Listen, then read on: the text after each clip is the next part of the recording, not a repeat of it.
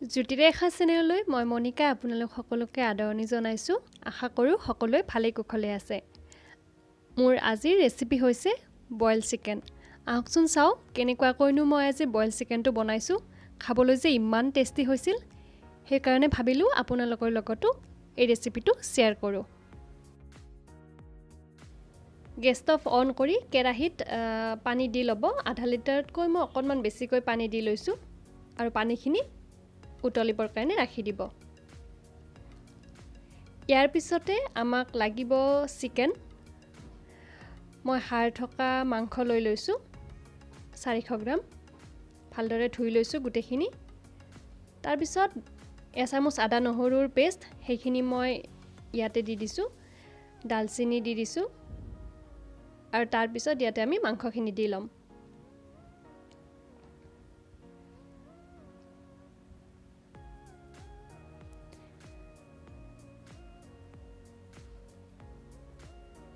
এতিয়া এবাৰ এইখিনি লৰাই লৈছোঁ।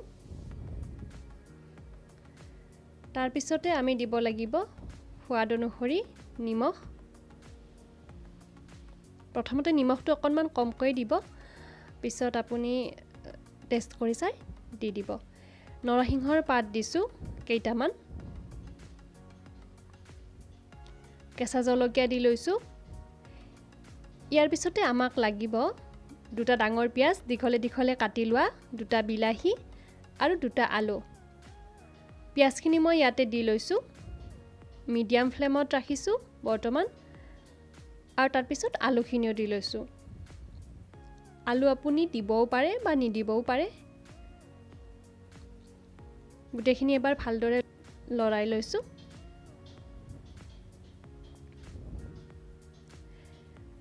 পুনৰ এইখিনি ল' মিডিয়াম ফ্লেমতে ৰাখি দিম। ঢাকনি ব্যৱহাৰ কৰিব, তেতিয়া সোনকালে সিজিব। তাৰপিছতে মই বিলাহীখিনি দি লৈছোঁ। কিছু সময় পিছত জিৰা গুড়ি দি লৈছোঁ 1.5 চামুচমান আৰু তাৰপিছত জালুকৰ গুড়ি। জালুকখিনি মই পিচি লৈছিলোঁ, গোটা জালুক আছিল।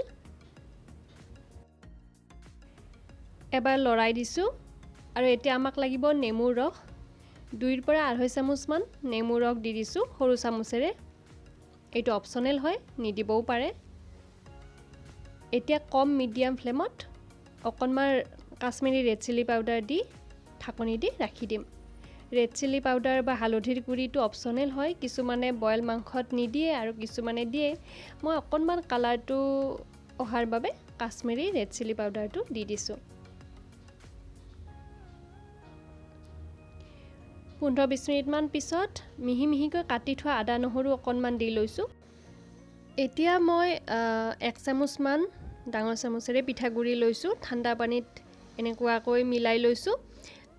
পিঠাগুড়িটো নিদিলেও হয়, মই মাত্ৰ অকণমান গাঢ় হোৱাৰ কাৰণে, থুপথুপীয়া হোৱাৰ কাৰণে আঞ্জাখন তাৰ বাবে দি লৈছোঁ। লৰাই দিছোঁ।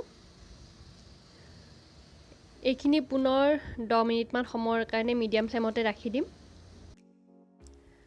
আলুখিনি সিজিছেনে নাই ধুনীয়াকৈ এবাৰ চেক কৰি লৈ, নিমখটো এবাৰ চেক কৰি লৈ, একেবাৰে শেষত মান ধনিয়া অকণমান মই মিহিকৈ কাটি লৈ ইয়াতে দি দিছোঁ। তাৰপিছত পুনৰ 2 মিনিটমান সময় ৰাখি দিম হাই ফ্লেমতে। সঁচাকৈ ইমান ধুনীয়া হৈছিল খাব এই ৰেচিপিটো। গমেই নাপায় যে এইটো বইল চিকেন হয়। যদি আপোনালোকে এনেকুৱাকৈ বনোৱা নাই বইল চিকেন, প্লিজ এবাৰ ট্ৰাই কৰি চাবচোন। আৰু কেনেকুৱা পালে ৰেচিপিটো পৰিৱেশন কৰি মোক জনাবলৈ নাপাহৰিব। গেছ ষ্টভ অফ কৰি লৈছোঁ আৰু গৰমে গৰমে ভাতৰ লগত, ৰুটিৰ লগত বা পোলাও, ফ্ৰাইড ৰাইচ এনেকুৱাকৈ ঘৰতে বনাই আপুনি এই ৰেচিপিটোৰ সোৱাদ ল'ব পাৰে।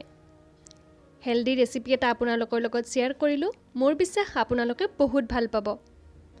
গাৰ্নিচিঙৰ কাৰণে ওপৰত পুনৰ মই নৰসিংহৰ পাত এটা দি লৈছোঁ। আজিলৈ আহিছোঁ। পুনৰ লগ পাম আন এটি নতুন ভিডিঅ'ৰ সৈতে। সুস্থ থাকক, সুখত থাকক।